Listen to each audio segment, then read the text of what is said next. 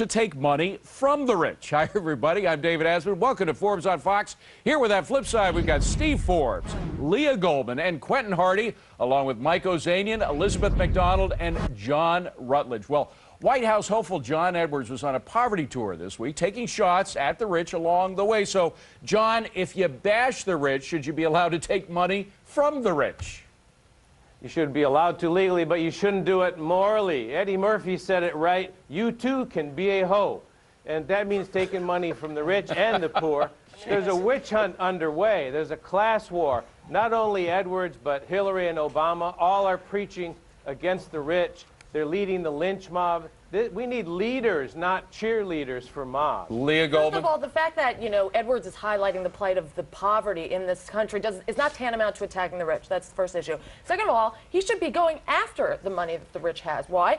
The richest people in this country are also the biggest supporters of eradicating poverty across the planet, including the United States. No one is taking the issue on poverty. Congress isn't staying up all night to talk about the 38 million who won't be able to afford dinner tonight. So why not court these people? And Steve, it's the hypocrisy of the thing that really gets people. On one hand, Edwards is condemning hedge funds. On the other hand, the biggest contributor to his campaign is the hedge fund that paid him $500,000.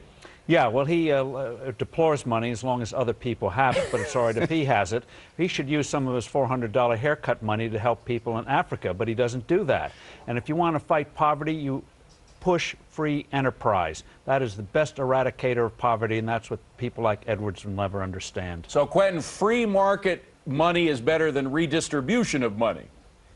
Oh, come on. This is hypocrisy on all sides. They're all millionaires, okay? And Mitt Romney paid $300 for cosmetic consulting. How much better is that than Edwards' haircuts? But I'll tell you this, with Edwards, you know what you're getting. He's saying what he's going to do. People give money to it. It's a straight exchange. What's wrong with that? With Bush, for example, he said, I don't believe in nation building. We ended up in Iraq. He said, no child left behind. And the increase in people living below poverty is 30% since he started. With Edwards, you know what you're getting.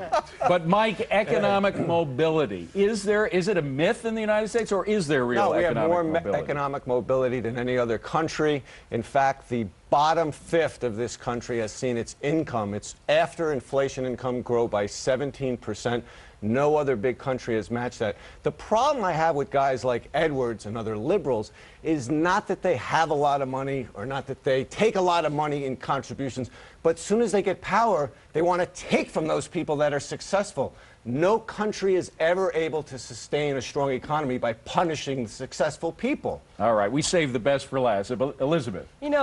Edwards is right to speak about the problem of poverty in this country, but the thing of it is he does have a credibility issue. This is a person who last year charged colleges and universities $285,000 in speaking fees to talk about poverty at a time when tuition is going up. Look, the fact of the matter is John Edwards talks about two Americas. At the rate he's going with the sincerity problem, neither of them are going to vote for him. You know what? Nobody else on the platform is talking about the issue. So the fact that he's talking about the issue, I think, does not necessarily open him up to criticism, to class warfare. That's not what this is about. No one else is talking about poverty. So let him talk about poverty. Yeah, but John, when you talk about two Americas and suggesting that one America is taking stuff away from the other, it means that you got to redistribute. It means you got to take money away from one group and give it to another.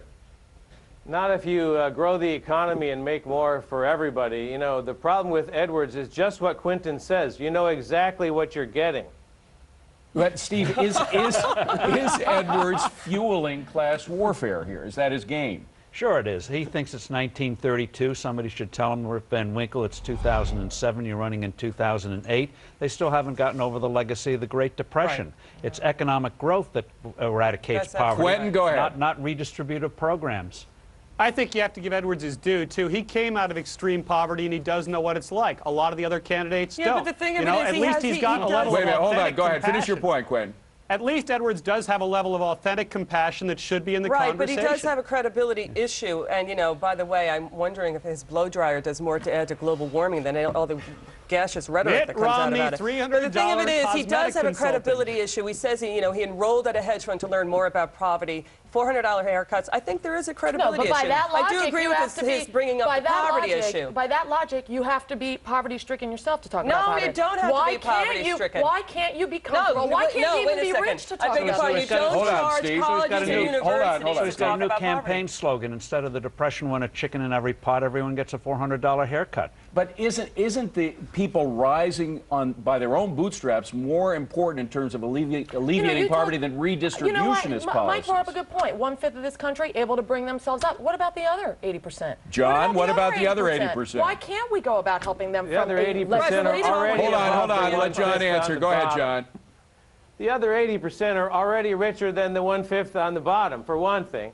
But you know, education and growth, that's what we need here. If you want to test these guys' sincerity, look at the amount of money they're giving away, which is peanuts. Right. Mike? If you sincerely care about poor people raising their income levels, what you do is have more things that let them do that, such as lower marginal tax rates, free trade. The Democrats are against free trade. They're punishing You Africa right empower now. to get the poor out of poverty. Free you trade empower is them. another argument for another day. Well, Neil is all over the run to the White House and what it means to your money.